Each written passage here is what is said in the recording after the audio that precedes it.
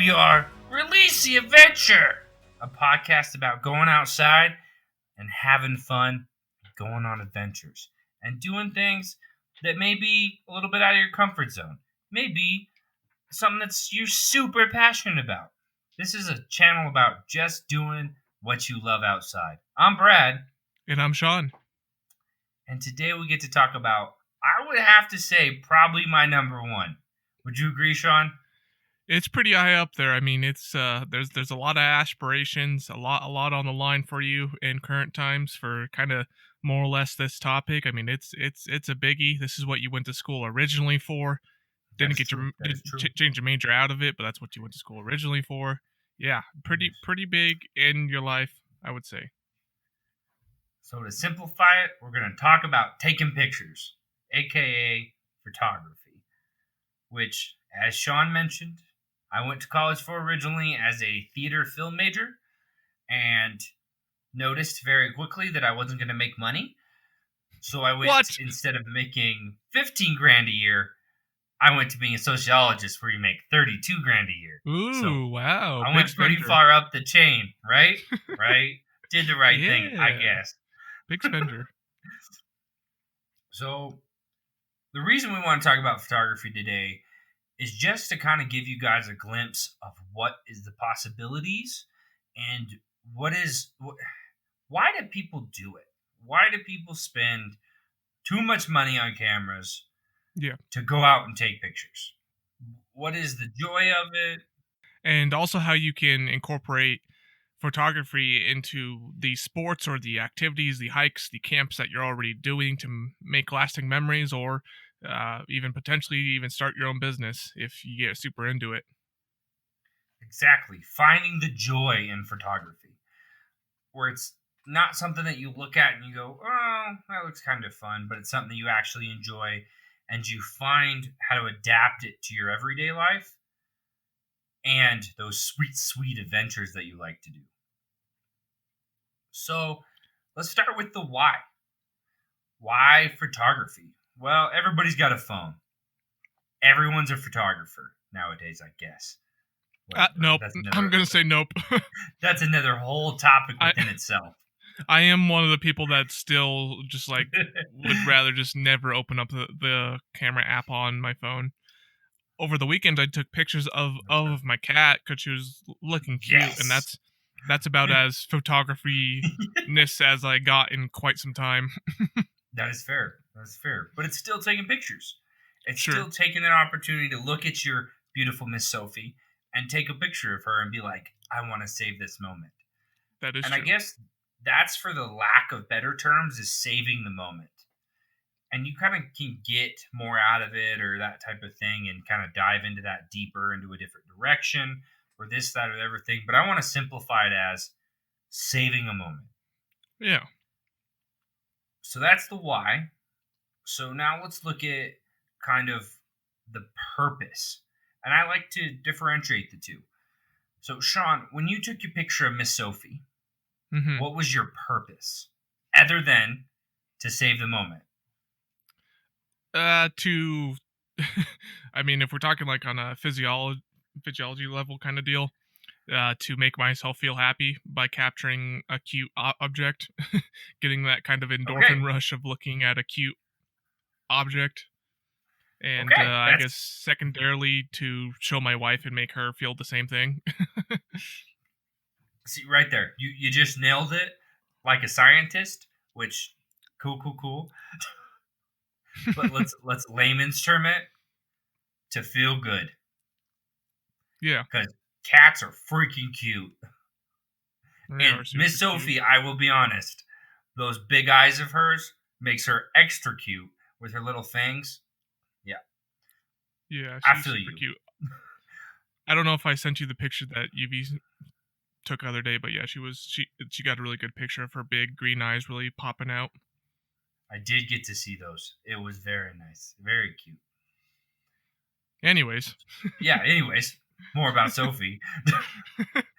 So the purpose is to feel good.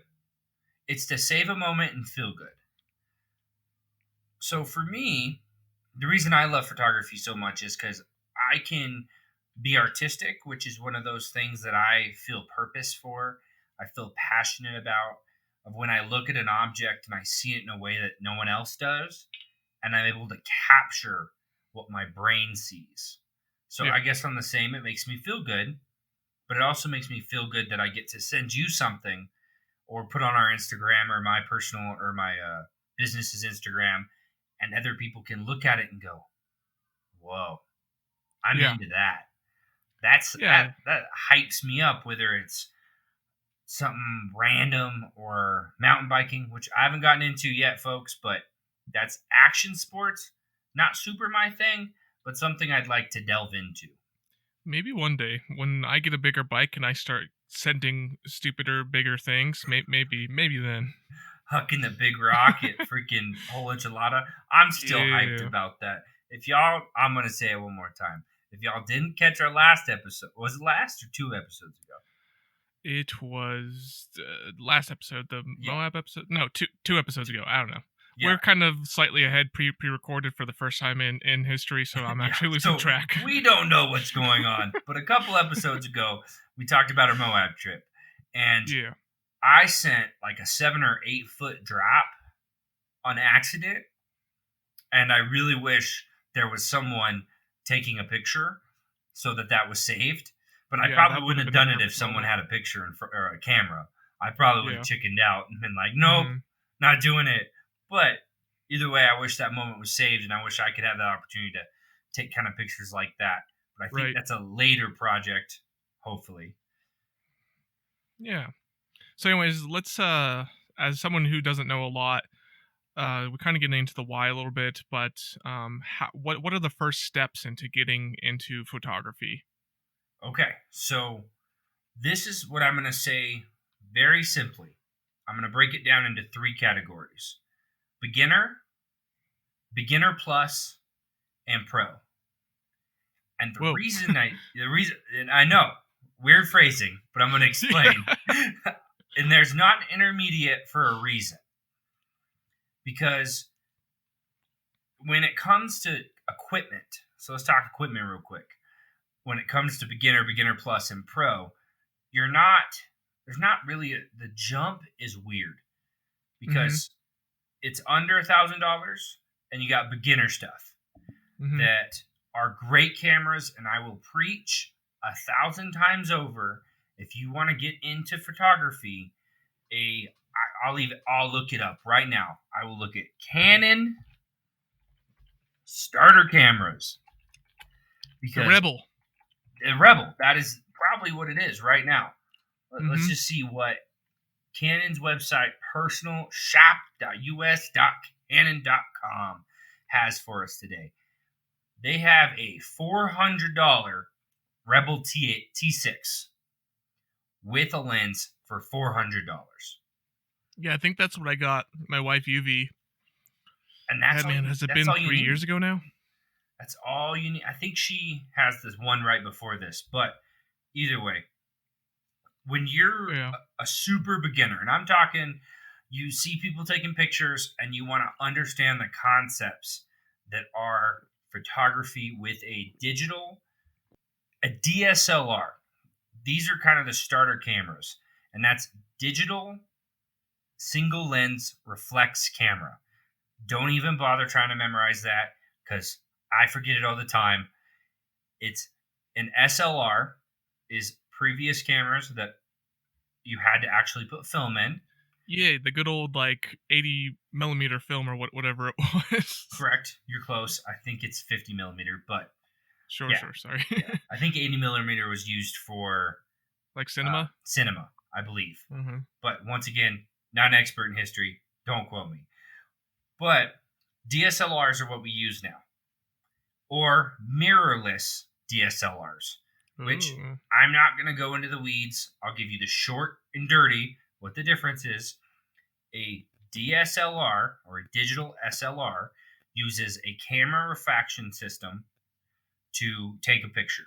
So the image that you're trying to do, the light hits a camera, which then hits a sensor, which then computes into a file.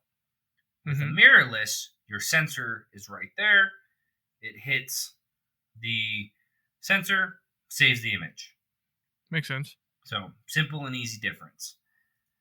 So like I was talking about, the simple, easy starter camera, and I'm a Canon and a Sony guy. Sony, they have a couple starter cameras, but I really like Canon as a start because that's what I started with. The Rebel T6 with a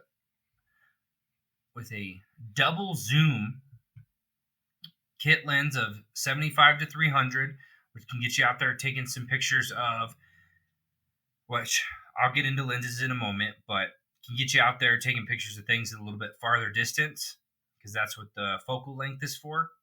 I'll get into those words too. Sean, I won't leave you in the weeds, I promise. Thank you. I appreciate that. When you're starting, you just need a camera. You don't need to go out and buy a brand new mirrorless EOS R from Canon that costs $3,000 for just the camera. You don't. Brad, I'm telling you, Sean, don't waste your money. Brad, I have a different question for you. Okay. So about 10 years ago, I saw a cool advertisement with Ashton Kutcher advertising Nikon Coolpix cameras. No. What do you say? No. And I'm sorry for getting loud, folks, but okay. So I guess I got to back it up even farther for Sean here. Is you want a DSLR with removable lenses. And you ask, well, why?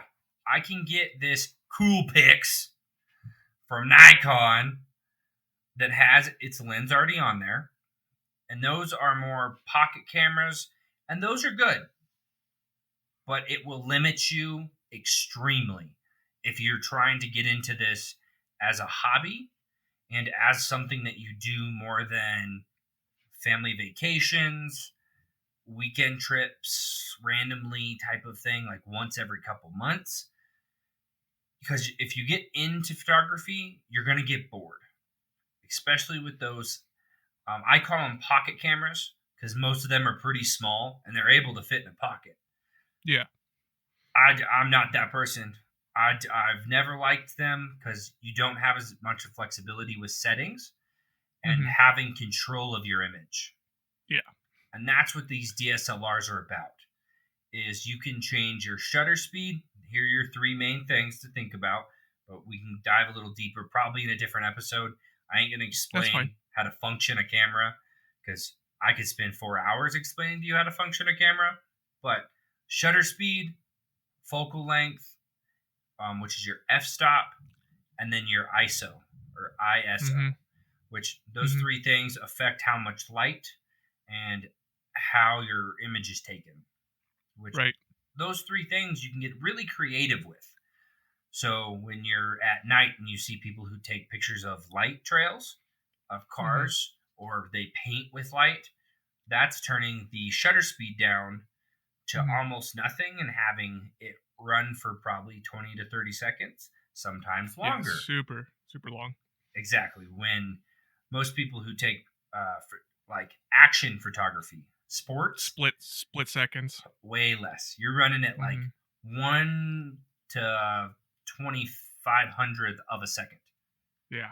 And that's super fast. Just because you need that to blink and take the image as quickly as possible so you have that image. Instead of something slower because you want that blurry. Yeah. And also to take a little bit of a step back, when I've played around with my wife's Canon T6 Rebel, it has automatic settings. So if you're a little bit over your head to begin with, you can just put it into auto mode and it can just be a glorified point and click camera. And then as you learn a little bit more, watch some YouTube videos, read some books, whatever you choose, you can start to play with those different settings.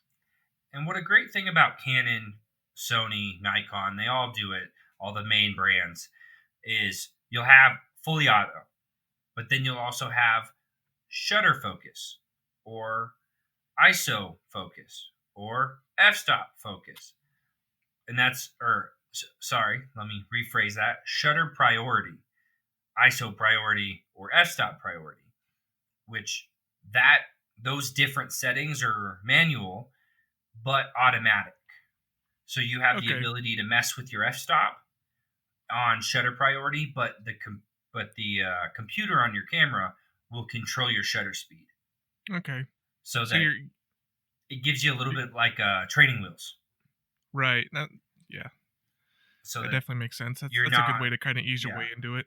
so you're not on full manual.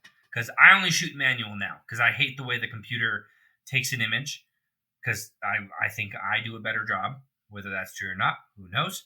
But when I take it, I like what I come up with by myself, which comes Yeah. with time and experience and working up to it. Yeah, definitely. So we And definitely it's went on a tangent. Oh, go ahead, Sean. oh, it's okay. I was gonna say, like, also be patient with this.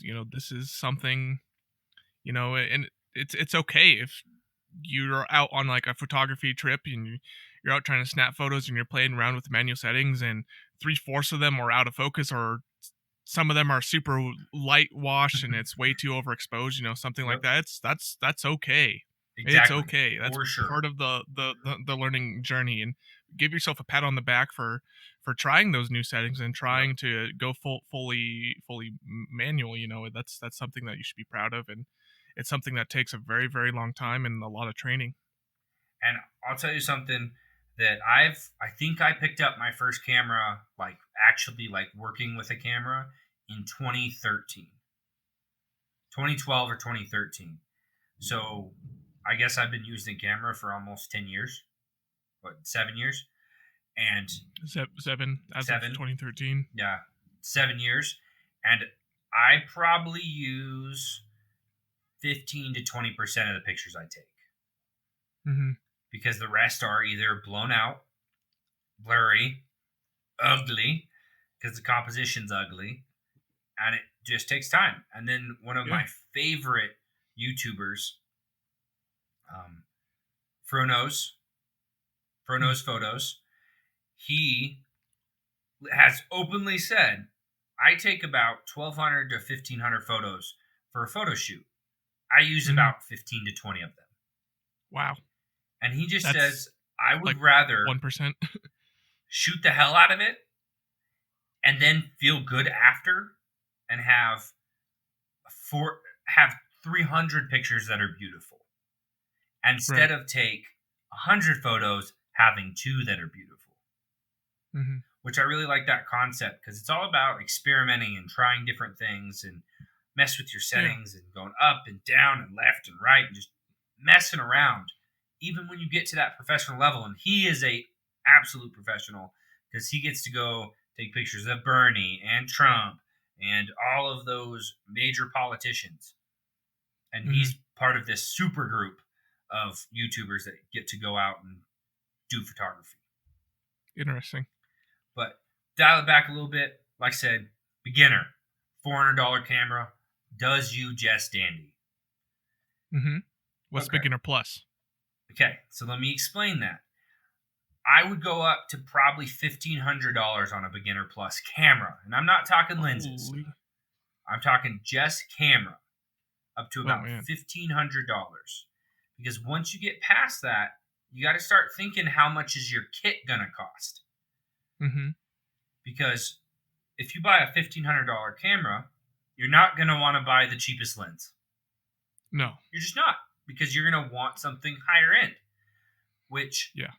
so let's say you need, so there's basically, I'm going to say 3 different types of lenses: wide, medium, and long. Or Mm-hmm. wide, medium, and zoom lenses, which is that Okay. zoom for that long distance shot. And I'm not saying pro level, I'm saying high quality. And Tamron is a company that makes lenses, are coming out with incredible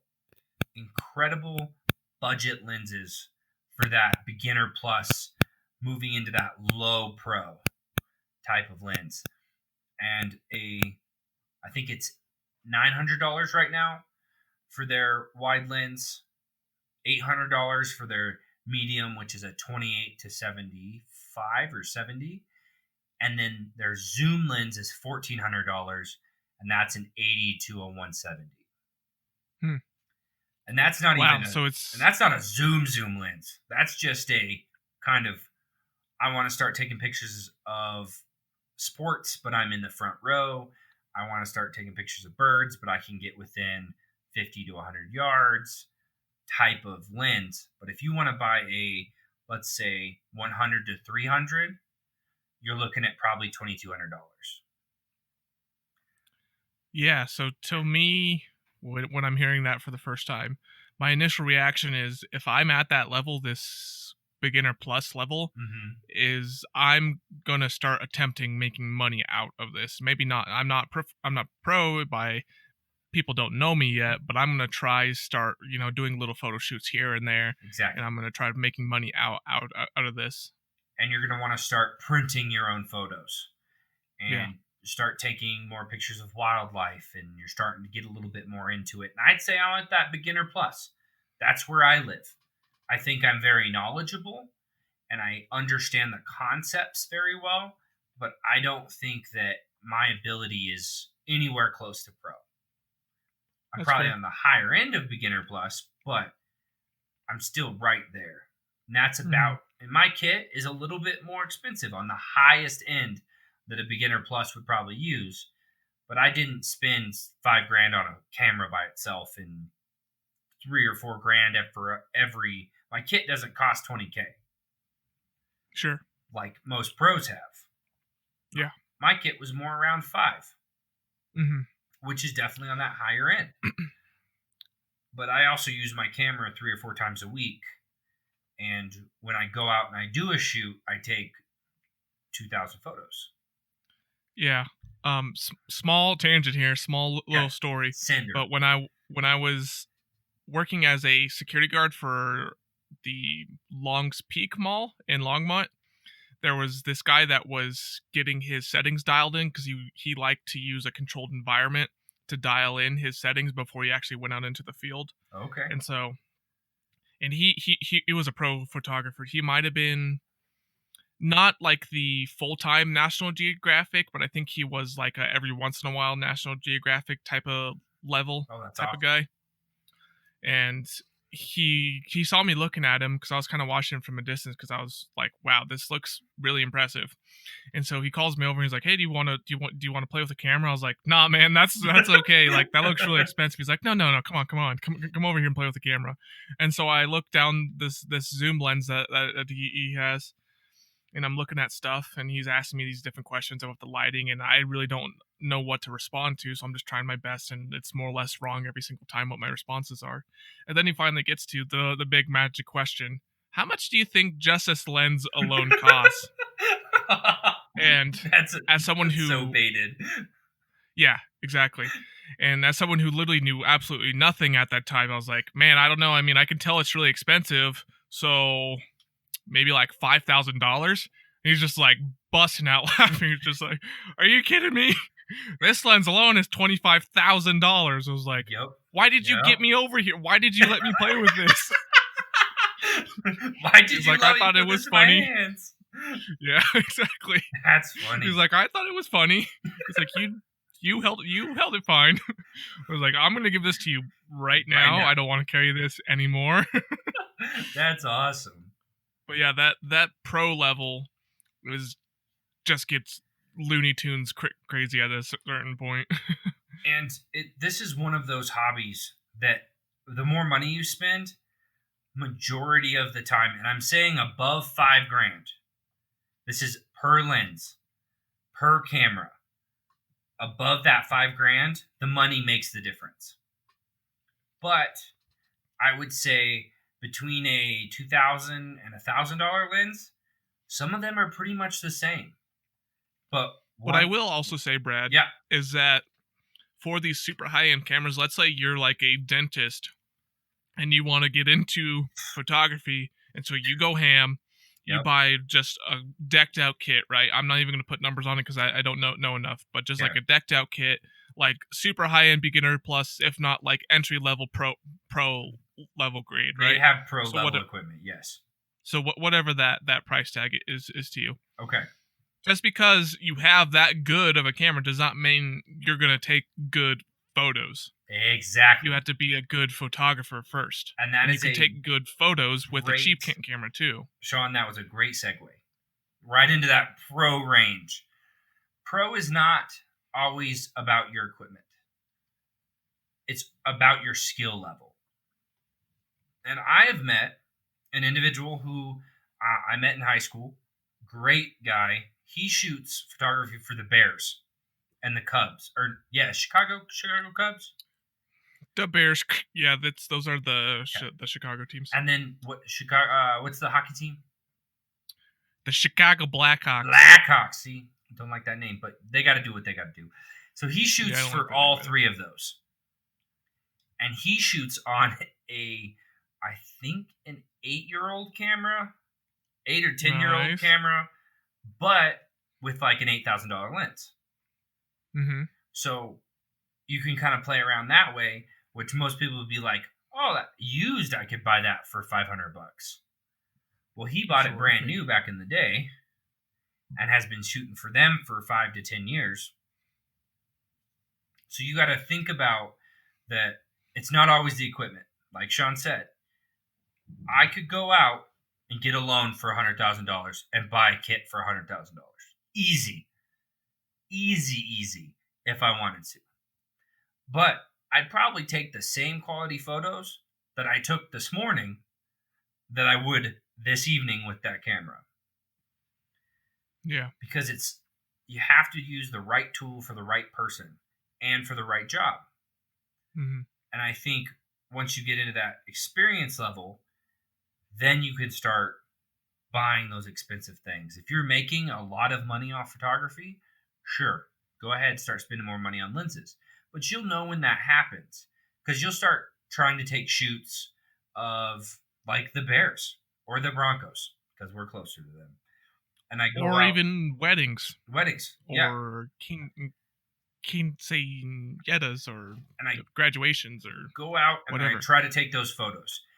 And I take good photos because I wouldn't take a job unless I knew I was competent enough to do it. Sure. But then during that shoot, I go, I really wish I had like right now, I don't have a zoom lens. My longest lens is an 85 millimeter. Mm-hmm. So I go, I wish I could have got a little bit farther back and been like a little sneaky during the wedding and not been so close to the bride and groom and blocking the eyesights and stuff. So then I go, okay, so what can I do to better my kit? And then you start looking at other lenses. And for me, I look at probably the cheaper end of the good lenses. Yeah. So I kind of just play around with that. And I'm not going to go into what is a good lens right now. That's not worth the delve, because that's going to maybe a different episode. Yeah. That's a whole nother episode. And I think we'll probably end up doing a gear episode for cameras, just to kind of talk about my kit, talk about that kind of thing, to be able to delve into what is good, what is bad, what is great, and then be able to kind of play that. But so I think we've explained beginner, plus, and pro, right? Think so. Roughly. So now you've decided that the Rebel T6 is a little bit too cheap of a camera for you. You're just like, okay, I think I'm more into, because that camera by itself is about $200. The lens is about $200. So what am I like? How much do I want to spend? What is the play? That type of thing. So maybe you're like, okay, I want to spend $1,000 total. Okay, so start looking for a $400 to $500 camera. And then you can start playing around with, okay, well, if I want to buy just one lens, what's my dream lens? And then you look at that price, and you start bouncing around and figuring that out. And also Sony with that, oh, go ahead, Sean. Also with that, trying to figure out what lens to buy, figuring out what type of photography do you want to do. Are you doing nature photography where you're like really up close next to a flower? Are you doing action photography? Are you doing portraits? What are you doing? And that's going to also dictate what you're buying. Sean, are you reading my mind right now? I am definitely smelling what you're stepping in. Because I was walking that direction, and you were just like, "Let's go!" And I was like, "Okay, we going. I see you. Okay." So with that, I've decided that I want to buy the Sony A6100 for $600. And that's just the body of the camera. Okay, perfect. That gives you a base. And that's an amazing camera, by the way, if anybody's looking for that kind of range. I'm a Sony lover. I have a Sony A7 III. Sony's my jam. But moving on to types of photography. And this will correspond with what lens you need.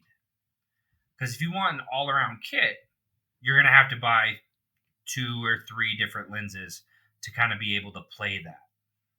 But if you're a beginner and you're like, okay, I'm just going to take pictures, or I live in New York. Let's throw some locations out there to kind of get a feel.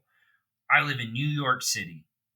I'm in downtown all the time in Manhattan, and I love taking portraits and city feel type of photography. Doing some nightlife stuff. Exactly. You're going to want to look for a low f-stop lens that is probably around 30 millimeter to an 85, which would give you a nice, and that's a zoom lens, so you're able to zoom back and forth, if that makes sense. So 2 different types of lenses. Explain real quick: fixed and zoom. So you're able to zoom one, and one is one focal length, which is a fixed focal length. Make sense, Sean? Makes sense. Okay. Yeah. So Yeah. a lot of photographers who are first beginning should start with a zoom lens for the versatility. Because if you're going to walk out there and take a picture, the 28 to 75 from Tamron, you can zoom in if someone's a little farther away up to that 75 mark, get a little closer in on the shot.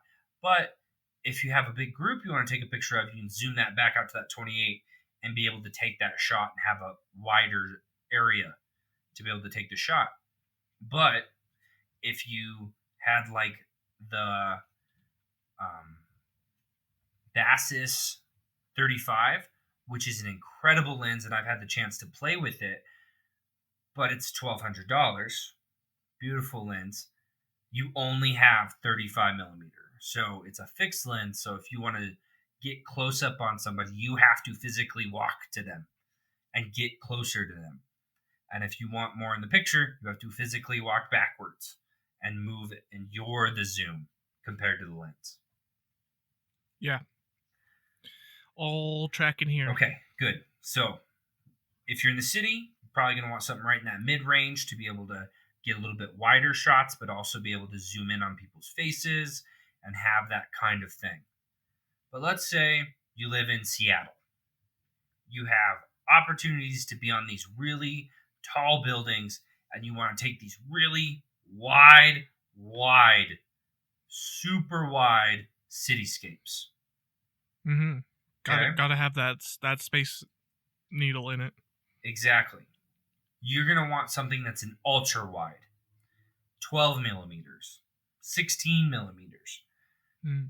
And 16 is usually the lowest, but they also make fixed that are 12 millimeters. So that's like really wide. You can also get like an 8 millimeter fisheye, which if you grew up anytime in the 90s, you knew what a fisheye was from skateboarding and sports, because everybody loved that fisheye. Oh, yeah.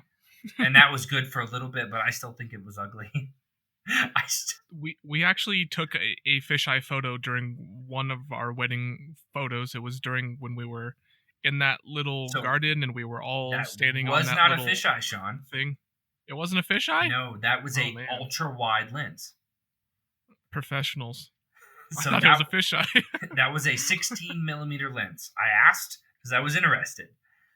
And so that's ultra wide. So you guys understand the shot that was taken is we were standing in an archipelago, basically, type of thing. Yeah, it was like a little hanging garden type of deal. Yeah, with seating in the inside.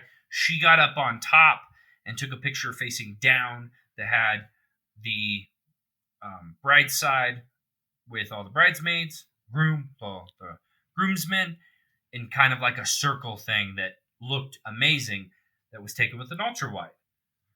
She was actually on the ground looking up at our faces. Okay, wrong way. I was crazy.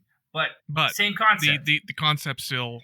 Yes, Yeah. so she was on the ground looking up and getting all our faces. Same concept. Sorry, I forgot. Mhm. That wedding was a couple years ago. It's all good. Yes, it was. It's all good. So there's your ultra wide. And that's also used for a lot of landscape photography. So when you're wanting to get out, especially when like you live in places like Wyoming and Colorado, landscapes are easy for me because on my drive to work, I make sure I have my camera because the fog rolls in on the windmills and I pull over on the side of the highway and take beautiful pictures. That sounds very nice. And that's very lucky for me. And that's why I have an ultra wide because I want that chance. But let's move into you live we're somewhere with a lot of wildlife. The South, let's say somewhere in the South, Louisiana, lots of birds, sure, lots of just animals all the time, everywhere. And let's say you're not able to get super close to them. You're going to need one of those telephoto lenses. And I'm going to correct myself from something I said earlier. I said the third out of the three was zoom. I meant telephoto. Life happens. It's all good. Correction. It serves the purpose of zooming in, so exactly. It's all good. But so a telephoto is those that go out to 300 meters, 400, 500, 600 meters. So you can get zoomed in really close. So a lot of those wildlife photographers have 600 millimeter lenses. And those are the ones that are really long, really big, $25,000 lenses.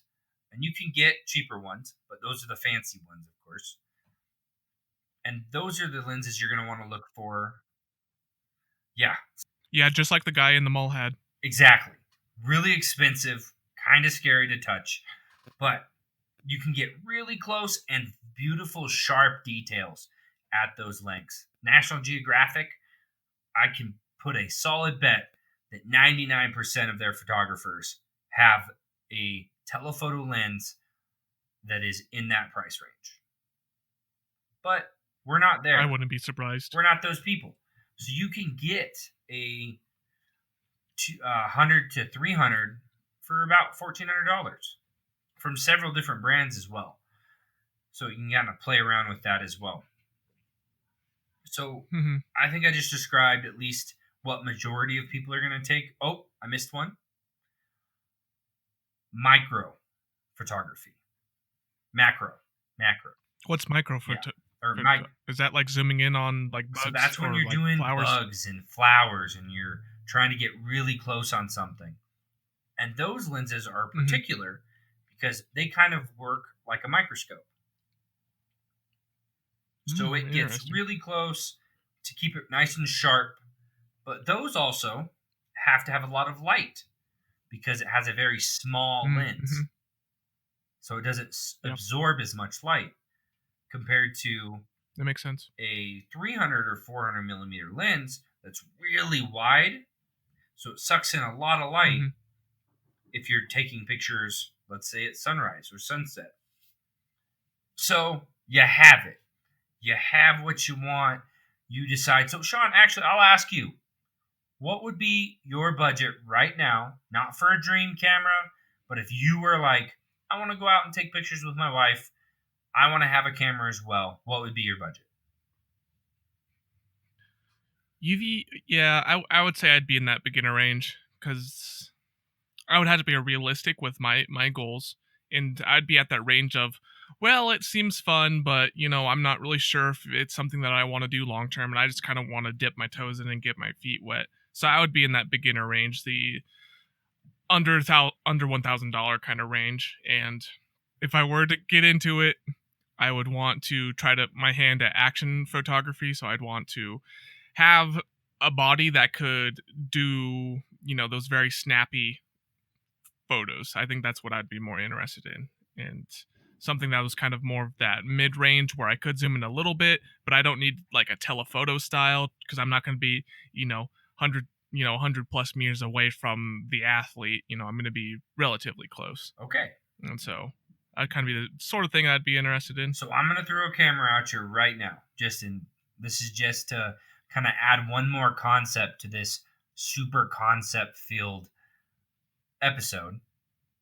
Is a A6100 from Sony, or Alpha Okay. 6100 APS-C camera with fast autofocus. So this is a mirrorless camera, but it is an APS-C camera. So that means it is cropped through the sensor. And you're like, that probably is going super over your head right now. Am I right? The crop part has me worried, because usually when you're cropping photos digitally, that's not necessarily the best thing in the world. That is true, but it's not the worst when you're not super focused on a bunch of different aspects. So there's two different types of cameras when it comes to DSLRs. You have full frame and APS-C. So full frame, what you see is what you get. That's whatever your 35 millimeter, or let's use 50, because 50 is really easy to mess with. You have a 50 millimeter lens. You go, take the picture, you're at a 50 millimeter length. If you have an APS-C camera, it's, I believe, 2/3, roughly. So that would be like a 75 to an 80 millimeter if you bought a 50 millimeter. So basically, it allows me to buy a 50 millimeter lens, but zoom in to the length of something of like a 80 millimeter lens. Is that what you're saying? Yep. So that makes sense, right? Okay. Yeah. So sorry. You're good. Everybody, it's raining at Sean's house. I'm waiting for it to get up to it's me raining hard because it's gonna happen. We live too close, and it's gonna attack me. I've been trying to mute out all the thunder and lightning, but that was a big one just a second ago. It was a big one. So it's not a bad thing to have a crop sensor camera, because when it gives you the chance to buy a camera that is a mirrorless high-end camera, but also gives you a chance to save a little bit of money and not spend so much. So this camera by itself, just the body, is $600. Yeah, I'm looking at it right now too. It looks very, very nice. So it puts you, just a lot of stuff is over my head. So it puts you right in that zone. Mm-hmm. But the kit lens, and I use that phrase, I haven't used it much here, but kit lens are these lenses that are kind of lower quality, but they get your foot in the door. Sure. This kit that I just looked at, where'd you run off to, sir? Okay. So this comes with two zoom lenses, a 16 to 50 millimeter, and a 55 to 210 millimeter for $900. Okay. And that includes the same body? That includes the body and both lenses for $900. They're both kit lenses and variable f-stops, which we won't get into, but that's what you're going to get for something cheaper, is variable f-stops. That kit by itself for $900, you could use for the rest of your life and have no issues. For what you told me you wanted. Very nice. Which is perfect, because it's not something super fancy. It's still a very high, I would say, low beginner plus style camera, because you can move into doing a little bit more stuff on the computer. It has incredible autofocus, which that makes it to where you don't have to focus the lens yourself, which is important for action photography, like you're speaking about. Exactly. Because you can't just be like, "Hey, buddy, that was a sick backflip you just did there, but we're gonna have to run that one back." Do it again. Wait, I can't. I just what? Do it again. One more time. Do it again. Come on. This is the 5th time. I said, do it again. You don't want to be that photographer. You don't want to be that person. No. You want to take it one time, love your image, and call it good. So that's a perfect kind of higher end starter camera. And once again, I'm a Sony lover. Always will be. So, and that's probably Sony's cheapest camera kit. I see an Fair enough. A6000, and that full kit with the same 2 lenses is $650. And Okay. I wouldn't be too mad about it if you weren't doing action stuff. I Right. think that's more of Makes sense. a little bit easier type of family photos, Mhm. kids playing around type of play and moving. Yeah. But if you were looking for Makes sports sense. and things, you'd want something with a little bit faster autofocus, and a little bit Right. higher sensor. Ooh, that was a big one too. Sounded good. So, Sean, we've decided on a camera for you. Now Yeah. we're gonna go out and shoot. Okay. The big takeaway, and I want the big takeaway for everybody here: just go have fun. Whoop whoop. Don't get into this because you want to make money. Don't. I'm telling you right now. If you've been shooting on a crappy camera for 10 years and you want to start making money, then go spend $2,000, $3,000 and start trying to make money. But Mhm. if you're just wanting to go out, enjoy the life of photography, the game of photography, and see if you Yeah. have that artistic flair in yourself and you want to get into Yeah. it, then just go take photos. Yeah. And to kind of wrap it back around to the very beginning, go out there, have fun to try to capture the moments that you want to remember and the moments that you want to share with people to try Yes. to you know put feelings into others. Also, don't be hypercritical of yourself. And I know Sean talked about that at Yeah. the beginning. I want to bring it up one more time of just enjoy being outside and taking photos or being inside and taking Exactly. photos. Start playing with light. Start playing with that. Get on YouTube and watch people who, because Yeah. there's hours. I'm going to retry that. Millions of hours Yeah. of photography help. For sure. And people like Peter McKinnon and Frono's Photos. Those are the 2 that got me into it. They have. I shoot raw. Ah, Whatever his name that's is. Frono's Photos. Oh, is it? Yeah, Oh, okay. I'm glad you know who he is, though. That hypes me up. I just know his slogan. Yeah, so Apparently. I Shoot Raw is Frono's Photos, or Jared Polis is his name. His kind of slogan, which there's 2 types of files that you can shoot in, RAW and JPEG. RAW, you get a little bit more data out of it, so it's better to edit with.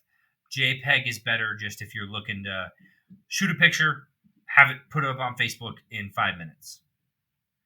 So Yeah. his big slogan. Jared Polis is also the name of our governor. It is. Whoop whoop. Well, not your governor, but the Colorado one. Yeah, I don't remember mine. I probably should. Yeah, oh well. Moving on. And his big thing is I Shoot Raw because one of his biggest competitors shoots in JPEG, and he says, "You suck, you horrid." And you can get into that, do some research on whether you want to shoot RAW or shoot in JPEG, your choice, whatever. But Jared Polis is great. Go on, watch some of their educational videos, or just watch. Literally search how to city photography, street photography, nature photography, landscape, architecture, black and white, blah, blah, blah, blah. It just keeps going. Every type that you can think of, somebody has made a video on it. Watch that before you buy your camera. And then maybe you're like, oh, I'm not it. Yeah. I don't know if I'd enjoy that. Do some more research. Figure it out. Find what fits you as a photographer. Because Sean, UV, me, all 3 of us are going to shoot different.